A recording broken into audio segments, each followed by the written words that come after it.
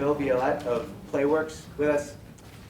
So Jill Vialet has worked for more than 25 years in the nonprofit sector, during which she has focused her entrepreneurial skills on founding and growing 2 successful nonprofit organizations.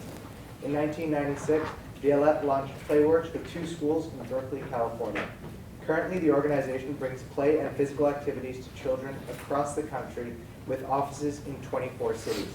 During the 2014-2015 school year, Playworks will serve over 600,000 students through direct and training services, reaching more than 1,000 schools and youth-serving organizations. Prior to Playworks, Vialet founded the Museum of Children's Art, Mocha, in Oakland, California. She served as the executive director at Mocha for 9 years, ultimately expanding its program to reach over 20,000 young people each year. I'm proud to introduce Jill Vialet. Thank you. Great. So I thought we'd start with a game, and the game is called Stand Up. And so you know a little bit about me. Those guys, overachievers, sit back down. Down.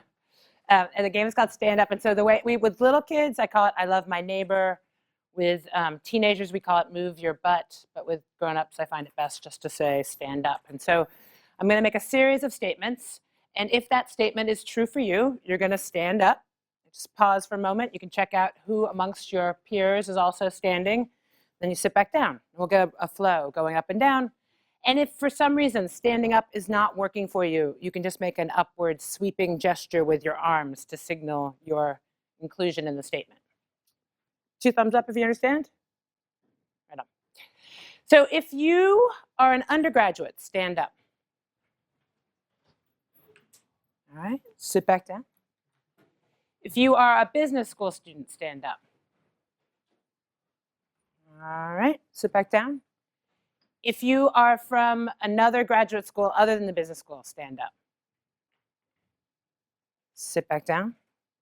If you just wandered in off the street, stand up. Okay, perfect. If you have ever run a marathon, stand up. It's a good week for you all. Thank you, that's good.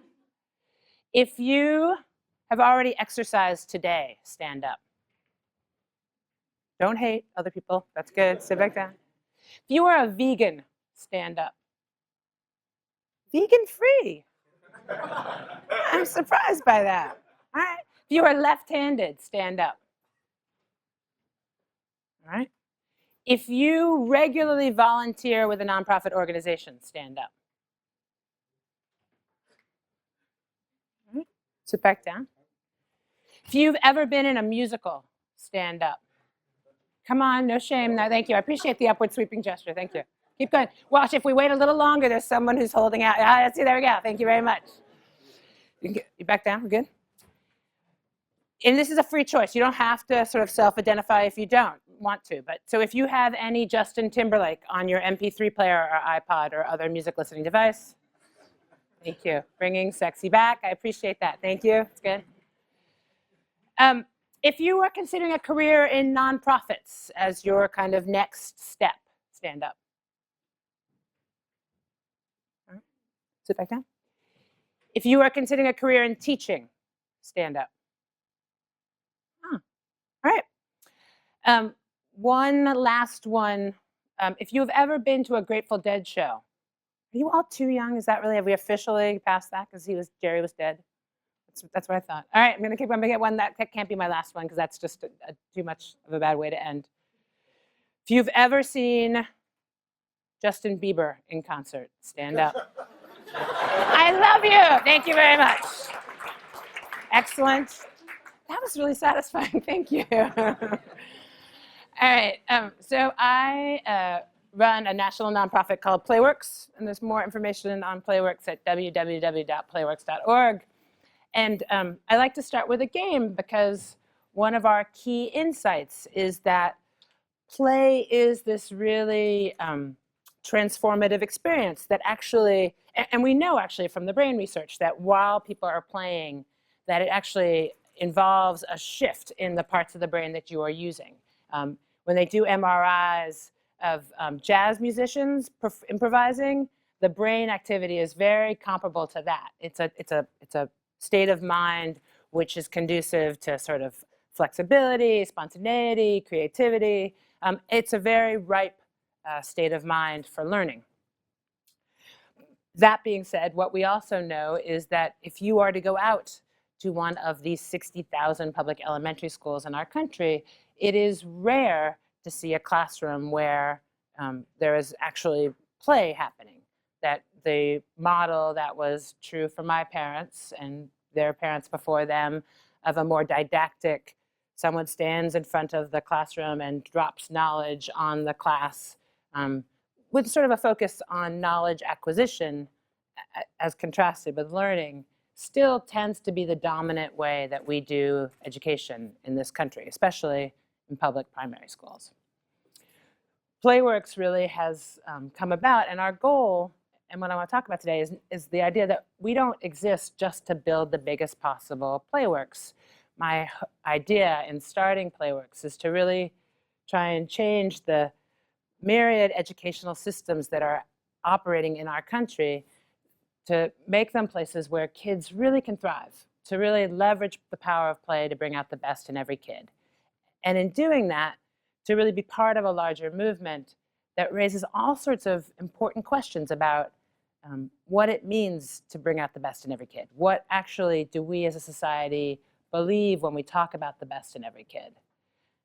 Because it sounds like this very trite, throwaway idea, but really, for me, when I talk about the best in every kid, I'm hoping to raise the possibility that out there in the East Palo Alto schools, or in the Detroit schools, or in the Oakland schools, or the Salt Lake City schools, or all the various places that we work, there is that possibility that out in those schools is the next surgeon or doctor who's going to discover a cure for cancer, researcher who will discover that, or the next poet laureate, or the next great leader of a social movement that will really help the arc of history move closer towards justice. So in thinking about the best in every kid in that way, and coming at it from the sort of surprising root of play, we also raise all sorts of other questions about to what end? Like, if you're going to engage in education reform, why are you doing it? And for me, the question, you almost get to a place of saying, for whose benefit? Why would you bother to really fix schools? Is it for the kids themselves?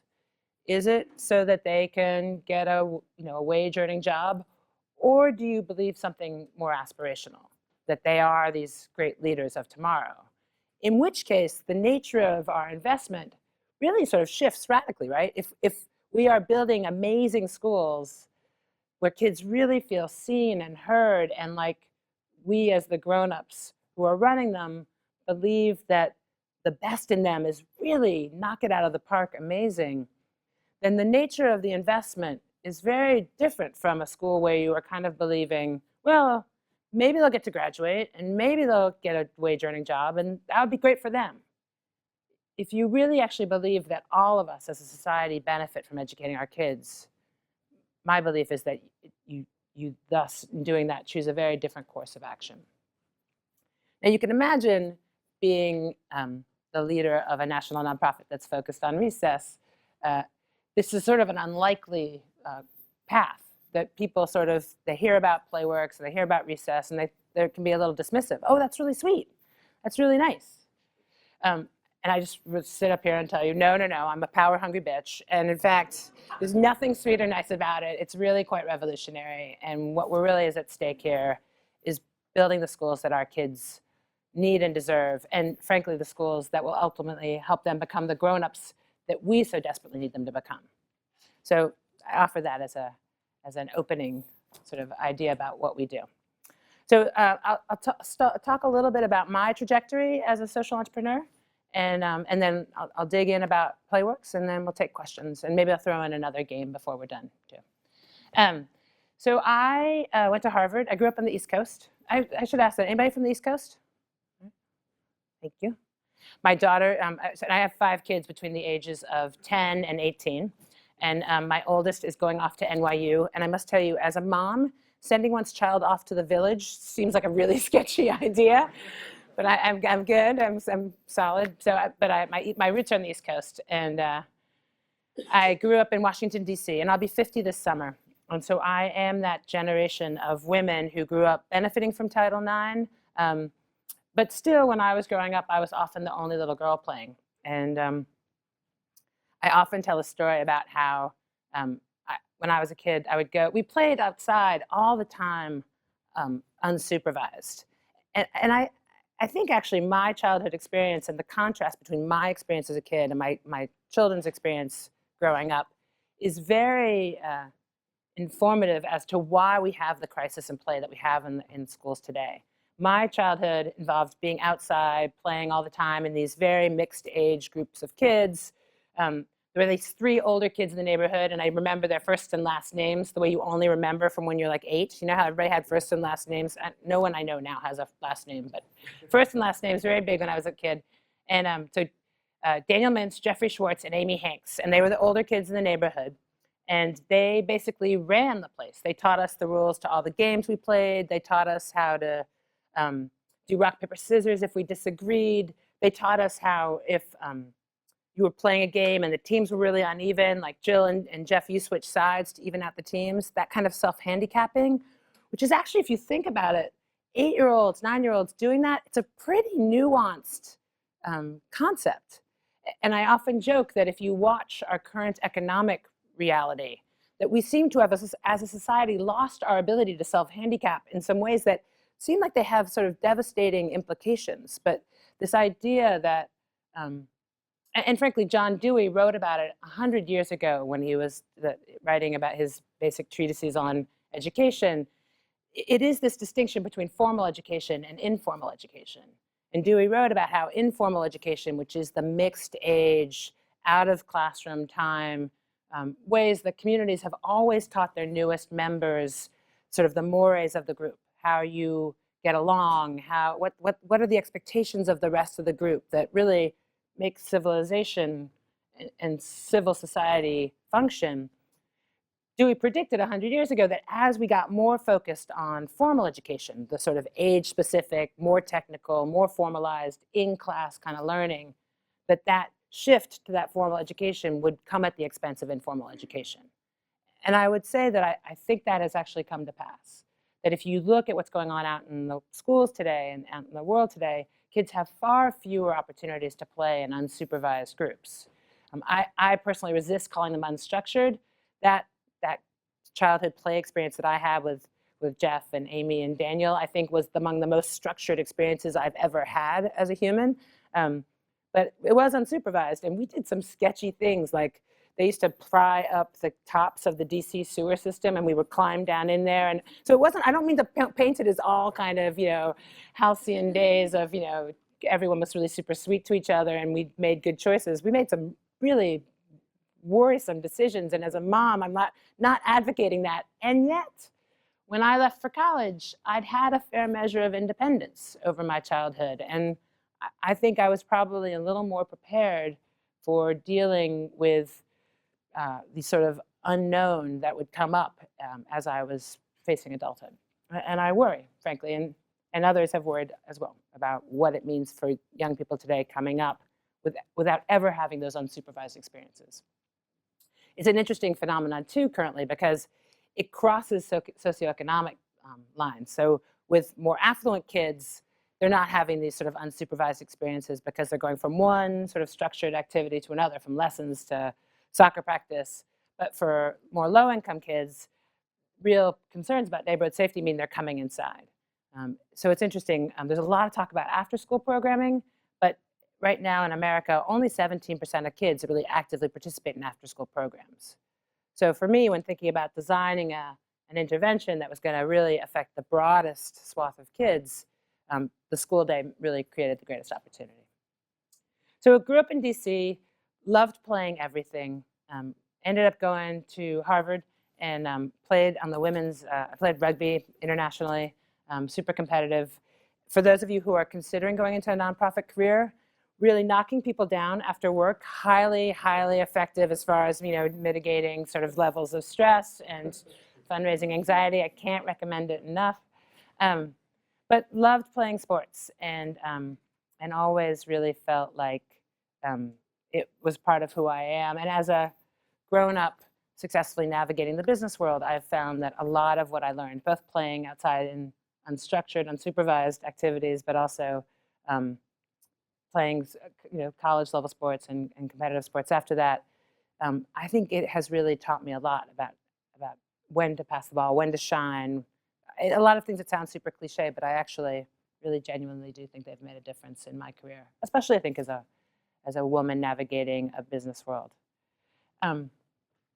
After college, during college, let's see, when I was at Harvard, I mentioned I'm turning 50 this summer, so that puts me in a certain time frame. I was super involved with the divestiture movement in college.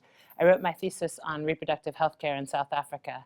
And I got a grant from the African Studies Department at Harvard to go over to South Africa in '86 under apartheid and to look at Bergonief Hospital outside of Cape Town. And I did sort of I'm not a Marxist, but I did sort of a Marxist feminist tract on how politics, economics, and religion had an impact on women's access to prenatal, postnatal,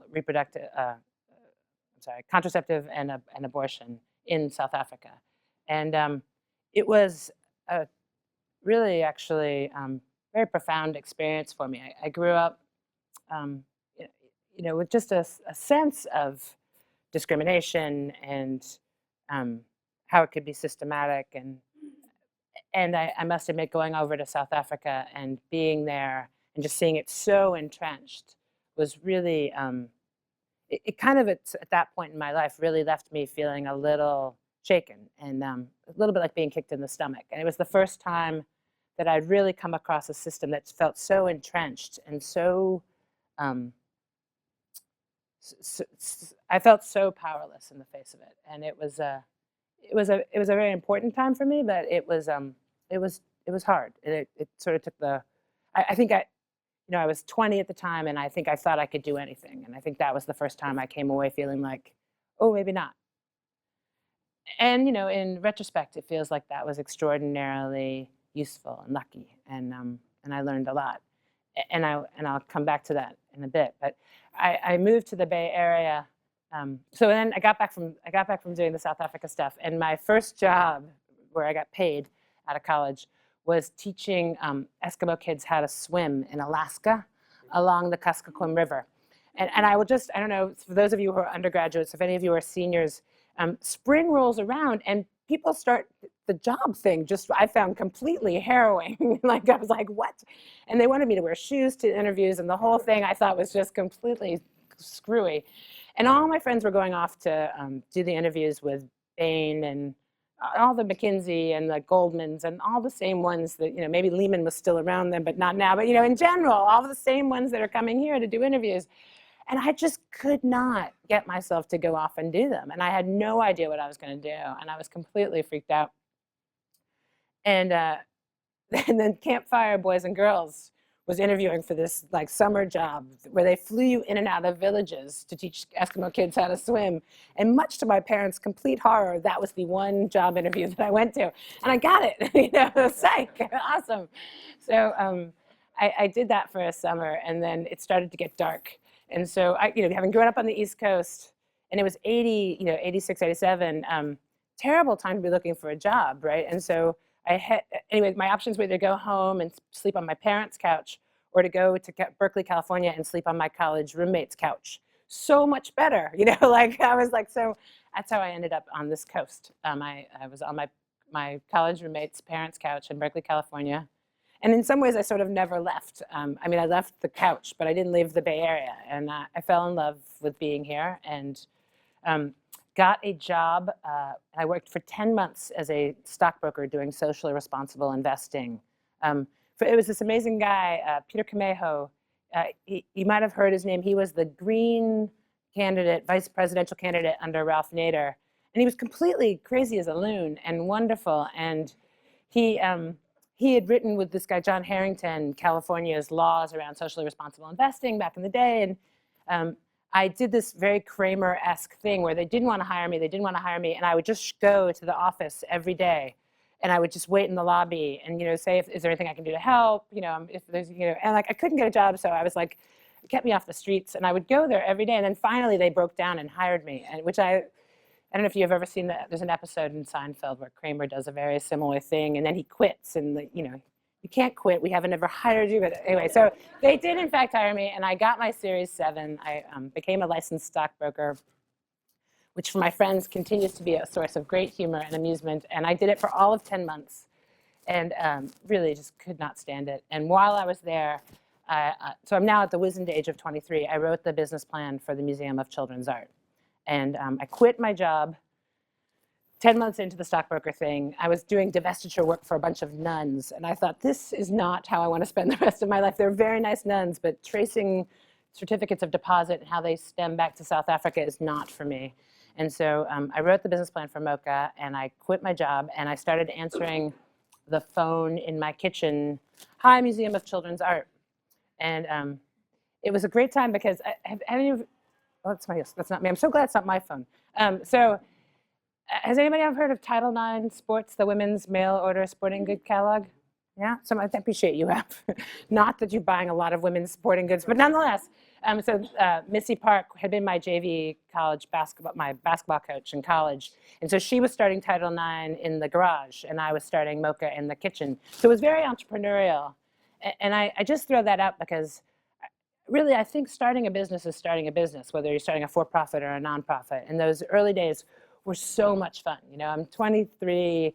I was working a bunch of night jobs. I worked at the Berkeley sauna, folding towels and chasing away lechy guys who shouldn't have been there, thinking there was some other services at the Berkeley sauna. And I worked at the North Face doing data entry. And I had like all these great jobs, and I didn't have a car, I had a bike. And Missy, meanwhile, was starting the mail order catalog. And it was just a very exciting time. And also, I got to tell you, back then with Mocha, it's only 1988 at this point, so it's very much the wild, wild west. Like there wasn't a census. This kind of a group was not even anybody, never even heard of it, right? So the folks at Michael Brown and Alan Casey were just getting City Year going. Wendy Kopp was writing her thesis on the possibility of Teach for America. So there weren't any rules yet, and so it was a very exciting time. So I started Mocha with, I walked my way into the Children's Hospital Oakland Child Life Department, and I convinced them to give me their budget for hanging art in the cafeteria to spend on hiring artists to work with kids in the oncology ward. That was the very beginning. I didn't get paid for the first year and a half, so I continued working lots of other jobs and part-time. And then also we got our first grant. And I will tell you, I think the first grant was $15,000 to start Mocha from the SCAG Foundation, which no longer exists. But that first grant, that $10,000, so by way of contrast, Playworks currently is a $33 million annual budget, but there is nothing like convincing someone to give you, which just seemed like so much money, $10,000 to do your dream. It is a feeling of elation that it was like winning the lottery. It was really incredible. And so built Mocha up and ran that for 9 years and learned just a huge amount. And I will tell you that I remember thinking when I ended up leaving Mocha to go start Playworks, and at the time I was pregnant with my oldest daughter. So Playworks and Caitlin are the exact same age. And I will just tell you that first off, people are like, really, you started something when you were pregnant? That's such a dubious idea. But it was a great idea, actually. It really worked well.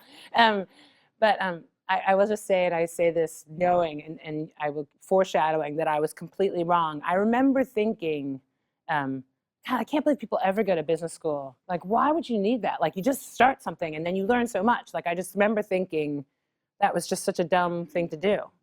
And I will tell you later that I was completely wrong. But it was, at the time, so I got Playworks going, and it was easier the second time around. And I also think it was easier getting Playworks going because we very quickly found that while educators really cared about having arts in the schools, and Mocha is still alive and well, Playworks had this opportunity for success that I think was really predicated on the fact that principals have a pain point around recess.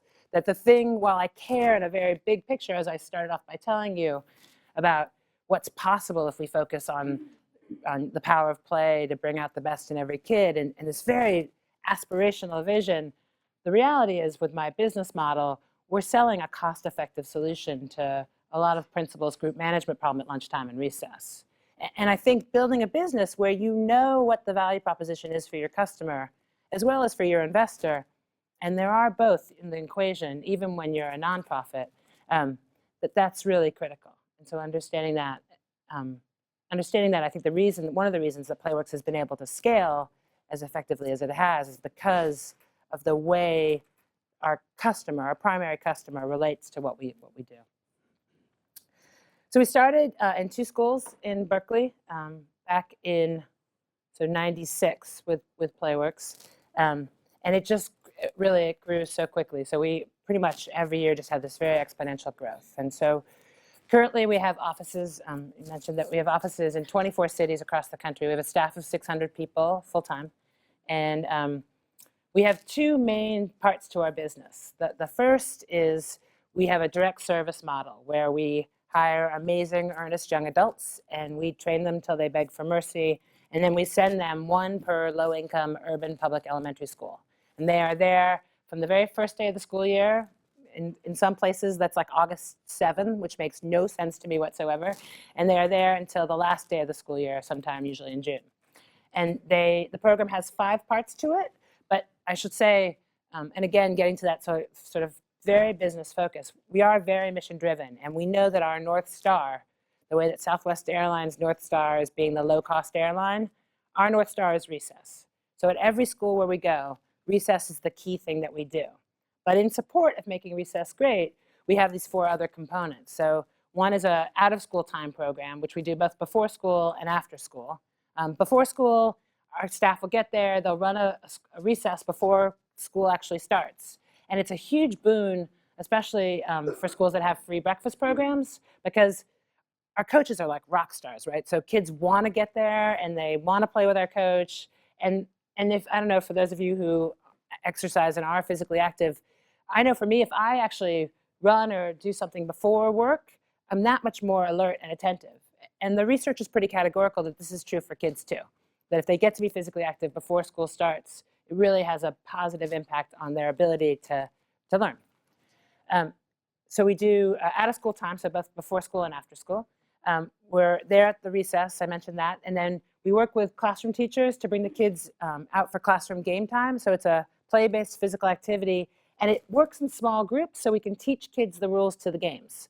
A lot of what we see out in elementary schools is a lot of posturing, like, I know the rule of that game, and they talk smack, but they don't actually really know how to play the games, because when would they know? They're not playing after school, out of school, not playing the weekends, so there's not really as much of a chance to learn the rules to games as there used to be. So we teach them the rules to games. We then have a junior coach program, which is we basically identify between like 15 and 20 leaders in the school, and by leader we are very inclusive. So. My underlying belief about why our program works so well is not that my staff go in and make all these changes happen. My staff go in and they create an environment which unlocks the kids' superpowers. And so we know that all those kids, getting back to that idea about the best in every kid, we believe deeply in the superpowers of all the kids out in the schools. The reality is, though, some of the kids are using their superpowers for good and some not so much, right? So we're really interested in those kids who have natural leadership, abilities, but they're sort of leading astray, and we bring them back into the fold, and we give them an opportunity to be incredibly successful and to get positive reinforcement, and it totally works. What you see is that in the average recess, in the average schoolyard, there are a couple of kids generally who are causing a lot of the problems, and if you win them over, if you put them in charge of distributing equipment and pitching the kickball and turning the rope and making sure that everyone else is using rock, paper, scissors to resolve conflicts, you can just do an incredible job of reducing the conflicts that happen out on the schoolyard at lunchtime and recess. So then besides that, we have out of school time, recess, junior coach, classroom game time, and then the final piece is we introduce competition with interscholastic leagues. And so that's basically different Playworks schools will play against each other. We started off, actually, the inspiration for getting that going was when I was an undergraduate. I had a class with a professor named Carol Gilligan. And Professor Gilligan wrote a book called In a Different Voice, which is a really fascinating study about boys and girls and how they learn. And the basic thesis of it is that boys are actually really driven by the activity itself, whereas girls are much more drawn to activities based on the cohort participating.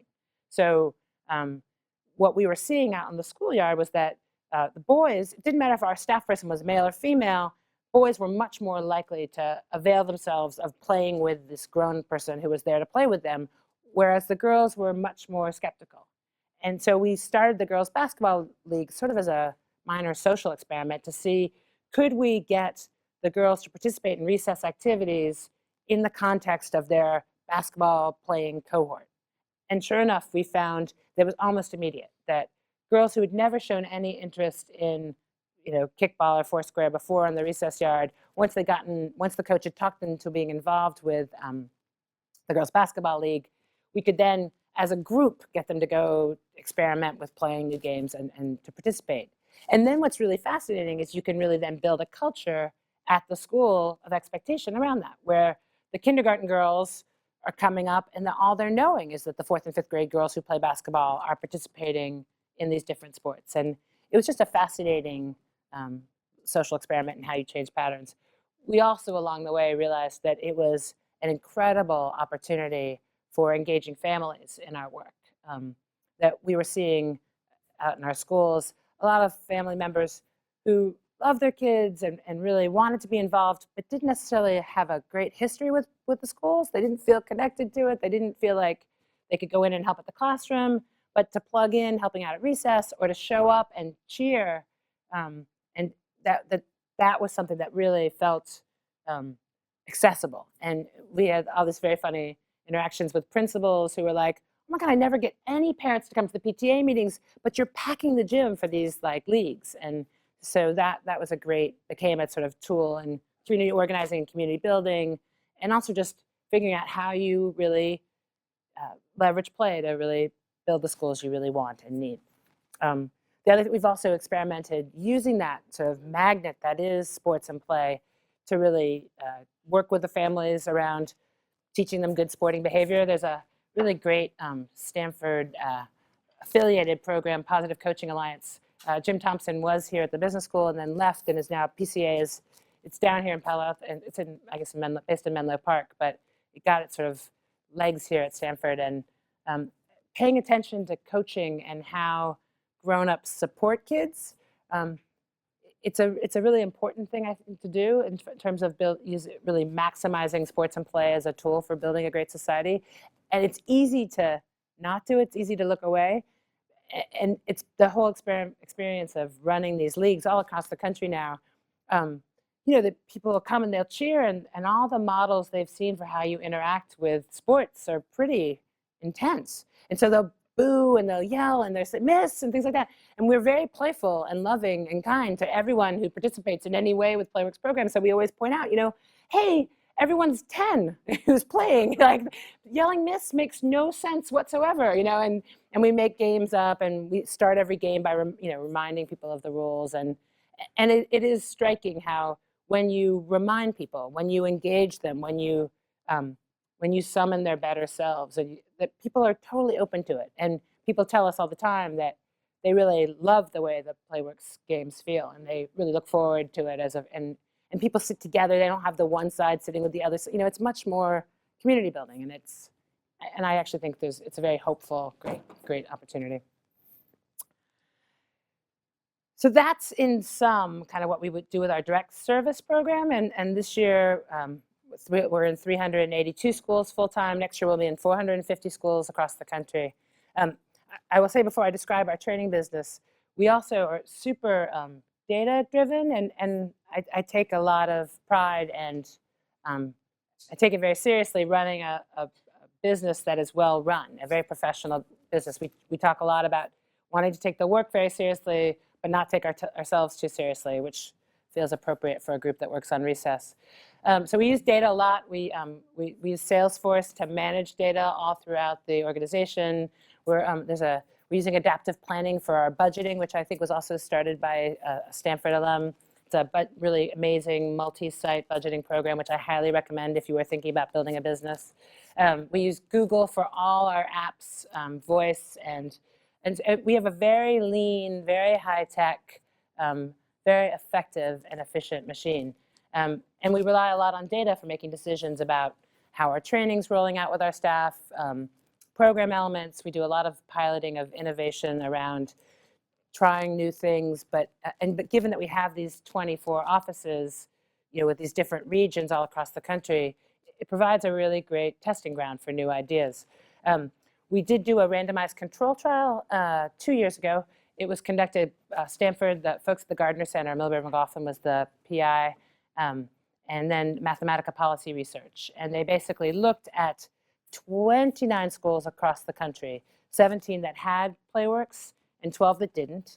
Randomized control trial, for those of you not super into the evaluation world, is sort of the gold standard. It was a $2 million study, and basically over the 2 years, they really dug in deep. And what's intense about an RCT is that it has this very rigorous standard for seeing statistical significance in the differences between the schools that have the intervention as opposed to those that don't. And so you always kind of worry, especially if you're sort of frugal like me, and spending $2 million just felt like, do you know how many kids' recess I could do with $2 million? But luckily and happily, they found 4 really significant statistical findings. The first, and the one that got the biggest buzz from the media, was that teachers at Playworks schools rated bullying 43% lower than the non-Playworks schools. And that was among the biggest findings ever documented in an RCT around reducing bullying. And what's striking about that, just worth noting, is that not that we had an impact on bullying, but that we had such a magnitude of impact on bullying, especially going, ours is not a targeted intervention. We go in and we serve the whole school. It's a universal intervention. It's a school-wide student engagement strategy. And our impact on bullying was equal to or greater than a lot of programs that had this targeted intervention where they were specifically focusing on kids who'd either been engaging in bullying activities or had been bullied. And so it's striking to think that if you're really going to scale an idea, how do you decide between a universal intervention versus a targeted intervention? And in the sector, it's not controversial, but people feel strongly one way or the other. There are a lot of funders and a lot of folks who run programs who feel like targeted interventions are the most efficient way to make change. And then there are those of us on the other side of the aisle who really feel like student engagement strategies, universal interventions, are actually a much more natural and important kind of idea to scale. And I'll make one analogy and then I'll get back to the RCT. When we had that finding, the woman who's in charge of evaluation for the Robert Wood Johnson Foundation, who's our biggest funder, I went to her and I was talking about, like, why do you think we had such a big impact? And her analogy from a public health standpoint I thought was fascinating. She said, look, in public health, you have primary, secondary, and tertiary interventions, right? So if you use a seatbelt as the analogy, the primary intervention for the seatbelt is the fact that seatbelts are even installed in the car. And the secondary intervention for seatbelts is that you do a big media campaign, like, don't fly out the window, buckle your belts, whatever, something more catchy than that. And then the third intervention, the tertiary intervention, right, is that it's the targeted intervention. It's that you ticket, you punish people who are driving around in the car without the seatbelt on. And Laura's perspective on this was, in a lot of ways, when you look at education reform, we just jump right to that tertiary intervention. You go right to the targeted thing where, in point of fact, you haven't actually laid the necessary groundwork. And really, if you take that to the logical extension, what she's saying is, if you're like with a bullying approach or with an obesity approach, if you're going to punish kids for bullying, in some ways, without having ever done the primary or secondary interventions, it's a little bit analogous to giving somebody a ticket for driving around in a car without a seatbelt on when the seatbelts haven't even yet been installed. And so if you think about our intervention as the sort of essential precursor, the fundamental way that you teach kids, that you norm behaviors that allow them to figure out how to get along well, that really express our really intense, value on leading with empathy and inclusion and teamwork and leadership, and that they have grown-ups to look up to who are doing this and who value this. You can see how doing that first feels like fundamental to being successful, to discouraging kids from bullying in other ways.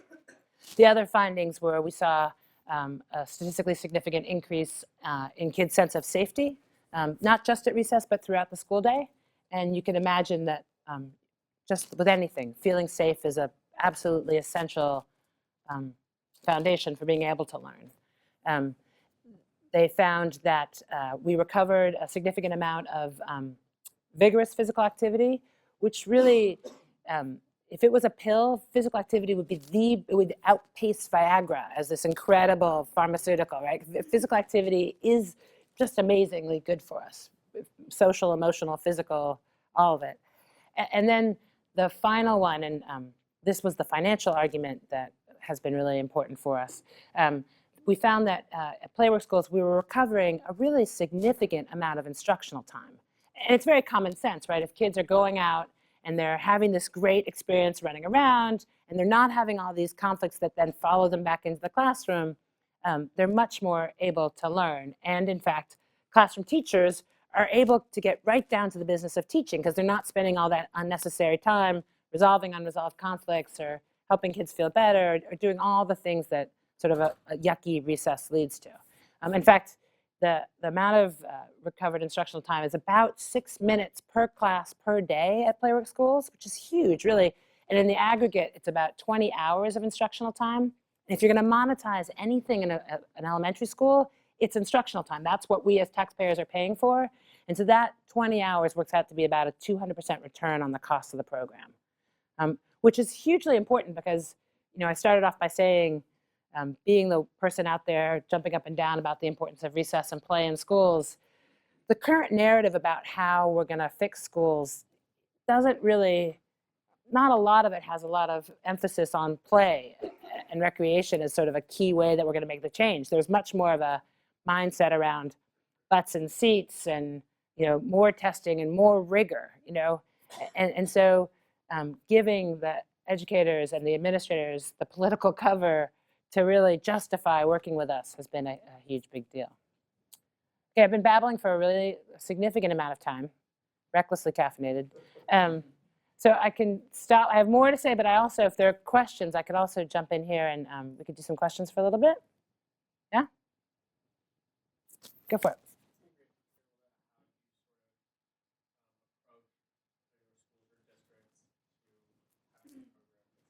Sure. So what's really been interesting about scaling is that over the period of time, it's really changed radically. So when we first started to experiment with going outside of California, the Robert Wood Johnson Foundation made a big investment in us to test the model in 3 cities outside of California. And I was invited to go back to Johns Hopkins to give a talk, and so I brought some staff with me. And we went out and just did a bunch of interviews and meetings with principals to hear about what was going on for them. In fact, in Baltimore at the time, there were a number of elementary schools that weren't offering recess at all. And so generally speaking, back then, and we still do it now, we would come in and we'd do a demonstration week we call a recess rollout. So we would bring 6 of our current staff. In fact, we're doing it that first May 5th to 9th, we'll be in Atlanta, Georgia, doing a recess rollout week because that's our newest expansion city.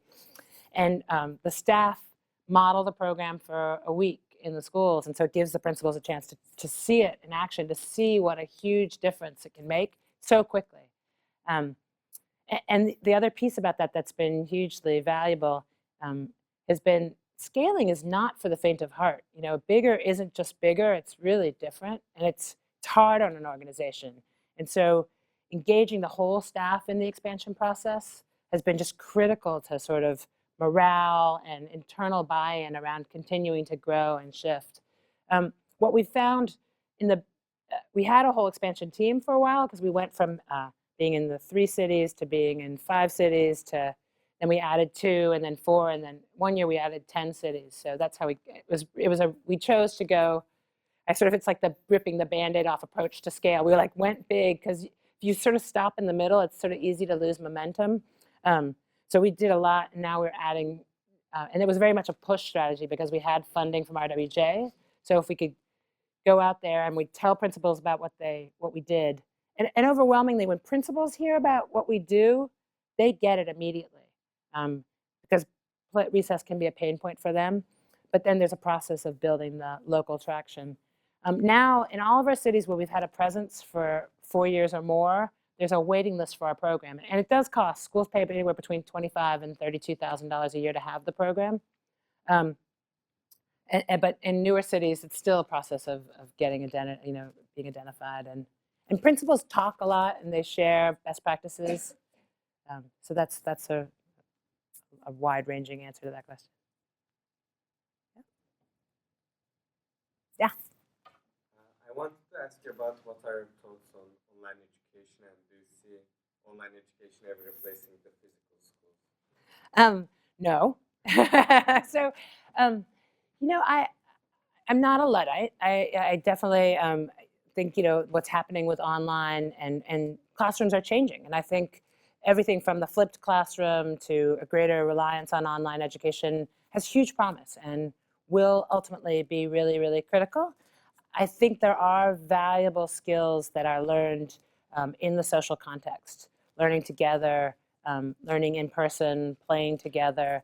I often, in my role, get called on to sort of talk trash about video games and television, and I refuse. I think there are many forms of play, and there are great games that happen online, and there are great games that happen outside, and there are bad games that happen outside, and there are bad games that happen online. The extent to which they tap the imagination and foster creativity and foster interpersonal connection in all its myriad forms is really at the heart of what makes a great game, and I actually think that's also at the heart of what makes a great education. And so I think recognizing the partnership and ultimately creating a blended education that really uses all resources is going to be ultimately the most successful thing. But I laugh because I think people talk about blended education, and I worry that blended education is complete all online versus, and you have to blend it with something, and blending it with like a more didactic classroom where people just sit in and absorb information isn't blended enough for me either. I see it as a spectrum, and I think you need the full spectrum of experience and the full spectrum of learning. Hope that wasn't cheating as an answer. So, yeah. Sort of like saying, I believe in all things good, and I'm against all things bad. Okay, so I have an idea. So as someone who starts things, my latest sort of thing I'm obsessed with, and I thought I would just throw this out to you, because mostly I'm hoping someone will steal it and actually do it, because I really don't have the time right now to do it. But I'm currently obsessed with substitute teaching. And so here's the deal. Let me throw out some numbers for you. At any moment in time, standing in front of America's classroom, 10% of the teachers are subs. On 90% of our school districts only require 4 hours or less of training for those substitute teachers. Only 30% of our states require that they have a college education to be a substitute teacher. And overwhelmingly, principals are unhappy with the quality or the availability of subs. I'm often out in schools where they couldn't get, especially with low income, it disproportionately affects low income underperforming schools. But I go out to these schools and you'll have, a teacher's out, they haven't had a sub for a long time, so the kids are divided up. So not only are those kids, their experience is being disrupted, but the other classes where they're being absorbed, they're disrupting. It's a huge big deal. And then the last part is that the subs themselves are just woefully unhappy with the experience, right? They're not supported, they don't feel connected. it's a miserable thing. It leads to sort of a Jack Black-like experience from School of Rock, and that is not ideal for the American educational system. So I've been playing with different models to kind of figure out, and partly I've thought about, could we do it through Playworks? Could it be sort of an adjunct to Playworks where we're working now on trying to figure out an exit strategy. So after we're in a school for a bunch of years, they don't want to ever let us go, but we would like to ultimately, because we're interested in systems change, we want to figure out how to build the school's capacity to keep it going. So I've wondered, could we create a position which was like a full-time, they would just hire a person who was maybe trained by Playworks, and we also are piloting right now an online credentialing program, so I have a dozen of my Northern California veteran staff are doing an online, see, I'm in favor of online education. They're doing an online credentialing and master's program in conjunction with the UOP. So I'm wondering, is there someone, could they get their credential through that, and then could they work at the school and do Playworks when they don't have a need for a sub, but they'd be a full-time person at the school, and then when a sub need came up, they'd be the first line of defense, and they would already have a relationship with the kids, and they'd already know the teachers, and they could be connected. And is there something in that, or is there another way you could create a whole other alternative business where, I mean, the very idea of a substitute in some ways is a little insulting to classroom teachers, because the idea that someone could just sort of come in and jump in and substitute, it's not like being an understudy. You haven't been studying the lines, right? And so could you do, instead of a substitute, could you create something where they were coming in and they were doing like Playworks programming, or they were doing journalists, they could be doing journaling, or they could be doing mindfulness. How could you make it a substantive social emotional learning opportunity that sort of filled that gap, instead of trying to substitute it, but maximizing that vacancy? So anyway, if anybody wants to work on that, I don't have an extra time, but I totally am thrilled with the idea, and would love to have an intern or a group of students take it on and run with it, or you could just take it as your own. And if you just acknowledge me later when you're incredibly wealthy and successful from having done it as a for-profit, that would be great too. That was a little more visibility into how my brain works than probably many of you wanted, so I apologize for that. But anything else I can tell you about Playworks? You were telling about the training program, but then you moved it. Oh, right. Thank you. That's good memory. So training is very different from how we run the direct service model. So direct service, low-income urban schools, highly subsidized. Our training business is actually run not like a for-profit, but it fully covers its own costs. So there's no fundraising associated.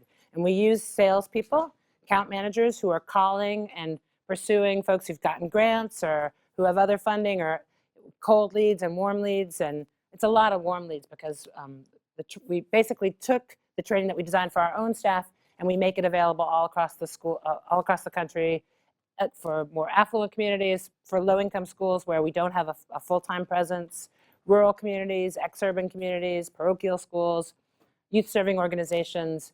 And we have 3 different sort of units that we sell. One is the 1-day, and then we have a 3-day model, which we call a recess implementation, which really works with anybody associated with a school to make recess great. And then we have an ongoing sort of district-wide Recess 360.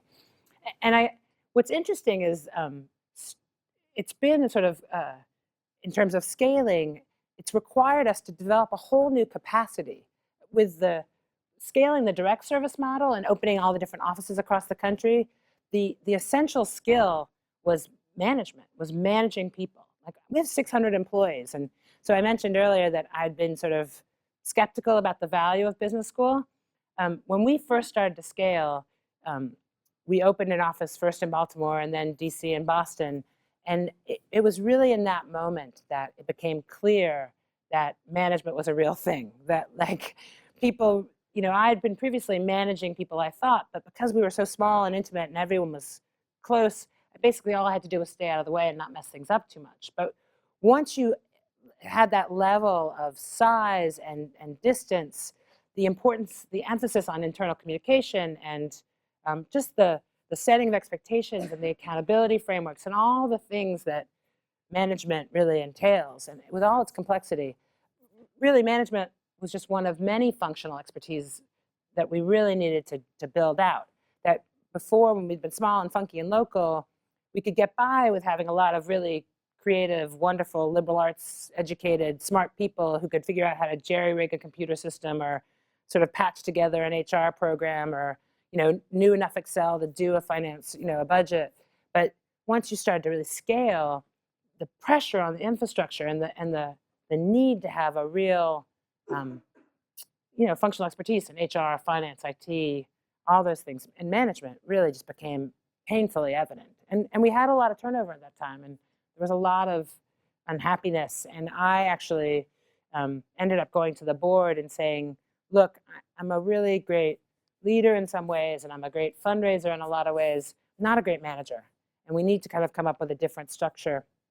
And I will tell you, too, that I was inspired to go to my board and say that, partly because my current, one of my current board members is a person who has worked in the Valley for a long time, and she's a person that VCs bring in when they're about to go to IPO and they want to get the quirky but brilliant founder out of the way so that there's a stronger business proposition involved. And she and I just had this very funny conversation where she pointed out that I was that quirky but brilliant founder who needed to be getting out of the way so I didn't mess it up. And she was so great about it. And I think she was right. She said, look, I've met all sorts of founders, and they cared a lot about their idea, and they wanted the IPO to be successful and the stuff like that. I've never met anybody who cared more about scaling the idea than you did. And if, given how much more successful for-profits have been at scaling than nonprofits, it seems worthwhile to look at how they've done it and why. And so I was open to it because I thought she was probably right, that if we were going to scale effectively, we needed to bring in a full management team that was really effective. The training business, when we started launching that, after having sort of survived this scaling the direct service model, we realized that the function, the capacity, the skill internally that we really needed to cultivate was sales.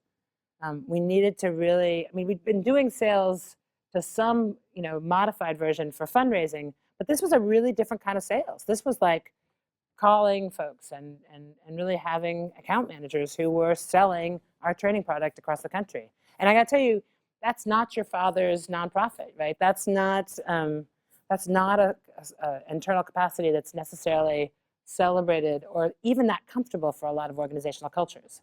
And we were able to do it in a very playful way, and we were able to promote staff who'd started off with us as coaches to become salespeople and account managers. But it's been an interesting challenge. In this latest phase of where we are, the training business is really growing, but we're really focused now on the movement building piece, right? Because there's 60,000 public elementary schools out there, and the goal, again, isn't just to build the biggest possible Playworks, it's to really change the system. And so we recognize that the latest capacity that we really need to develop is around marketing. And so we've just brought on our first chief marketing officer, actually, a Stanford alum. Her name's Tanya Antonucci, and she's the former commissioner of the Women's Professional Soccer League in this country and played soccer here at Stanford. And she's a marketing person. She worked for Yahoo. She helped get their fantasy sports stuff going. And marketing is really different from communications. And helping us as an organization develop marketing capacity, again, somewhat uncharted waters for a nonprofit, but one that ultimately feels like if we're really going to change the system, learning from for-profits and what they know best about changing the conversation, that feels like an essential next step. Yeah. So there are a lot of innovative endeavors in education now, operating sort of outside the traditional structure of the public education system. And some of them are organizing themselves as for-profit businesses, and some of them aren't. So you're an example of an organization that's gone the nonprofit route. Yep. And it sounds like you sort of have two business models within that, and one maybe would lend itself a little bit more to for-profit or not. But could you talk about the decision of matching the organizational form with the nature of the product, service, or market that you're getting into? Why it makes sense for you to be a nonprofit? Why does it make sense, if it does, for some of these innovators to be for-profit? Yeah. Well, I ultimately think it's not necessarily so much the nature of the product or but I think it's actually the end game. And for me, the end game is systemic change. And given my vantage point and all my biases, what interests me about public education is its role as a pillar of our democracy. And so, as such, being able to function as a nonprofit really gives us a latitude to bring on investors who are motivated and who seek a return that is motivated around this sort of shared values around systemic change as opposed to a more financial return. So for us, that was a really defining reality. We've talked about like peeling off parts or other opportunities for doing, like we do a corporate recess program where we work with corporations to generate income. But again, it has felt to us true to our values and who we are and how we choose to interact with the system to do it the way we do it. I do see lots of for-profits out there working, and frankly, textbook companies. Like it's not an innovative thing really on some level, right? There are groups that have always served the schools and quite rightly are organized as for-profit businesses. So the spectrum of innovation relies on how you plug in and interact with the schools. It's a fascinating time too, like the politics of education reform being what they are, the questions about when people are talking about education reform, are they really talking about education reform or are they talking about labor reform? And and then the reality too, I think with a certain amount of naivete when I set out to start Playworks, I thought there was kind of one educational system that we were going to change. And increasingly, I'm just astounded by what a big country this is and how really there are all these different educational systems at work across regions, across sort of political persuasions, across, it's very different. And my experience, happily, is that the kids are very, very similar, but the grown-ups are very, very different. And you ignore the power of place at your own peril. I hope that answers it. Yeah. Yeah. Yeah. Are you coming back down to save me? Come. Do you want to play one more game? How much time? Should we wrap up? Okay, so this game, are you guys feeling a little energetic? Are you willing to get up and move around? Okay, so the game is called Rochambeau Rockstar. And you can wait, don't say yes. See, this the overachieving Stanford thing. It's shocking. All right, stop. So what's going to happen? It's essentially a single elimination rock paper scissors tournament, but you can also think of it as a sort of performance art piece in which we sort of deconstruct the fleeting nature of leadership, or not, right? Okay, so the way it's going to work is everybody know how to play rock paper scissors? So just to quickly, we go 1, 2, 3, show. And on show, you either throw out rock, paper, or scissors. And to review, rock crushes scissors, scissors cuts paper, and paper covers rock. And we don't do 2 out of 3. We just straight up. If you tie, you go again. But it's whoever wins, wins. The person who is the victor goes off in search of another victor to then play again. The vanquished player becomes part of the cheering section for the person who has just defeated you. And this is where you bring your own best self to like this experience. So, you can, if you're behind me and you're feeling kind of just, not like you fully have, you can just go Jill, Jill, Jill. But if you're feeling a little more like, wow, she really is so into it, go Jill, it's your birthday. You can just like whatever, you've just fully let your freak flag flow or whatever it's like. So just go for it, however you feel on that spectrum between Jill, Jill, Jill and the other. So then the person continues, I go off, I beat the next person. My cheering section is growing ever bigger, right? Whereas the number of victorious people is diminishing by half as we go. Does that make sense? So ultimately, we will come down, we'll have 2 remaining victors and 2 roughly even groups of folks cheering them on. And you should, be leading them on. Finally, one victor will emerge, that today's rock star. And you ask along the way what their name is, and then we will all cheer for them just in one final moment of glory. Okay? 2 thumbs up if we got it? So you are going to rise. Now is the standing time. Find a partner to do rock, paper, scissors. Ask their name. And begin.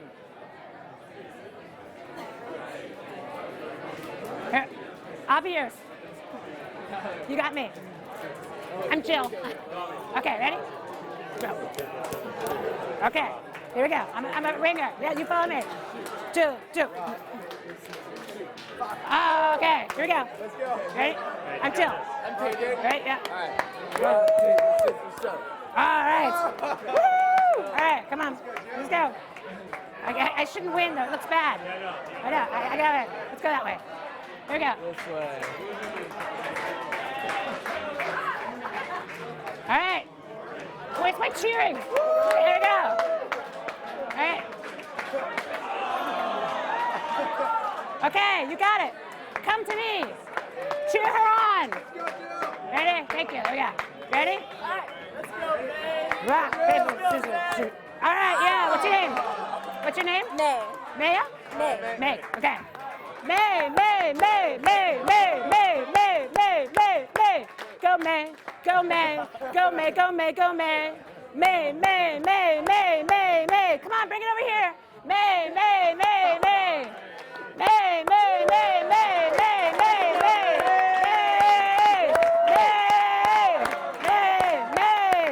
Oh, right on. What's your name? Solana.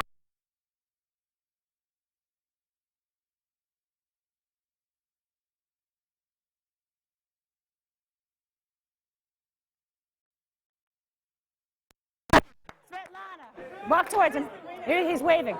Cheer him on. Svetlana.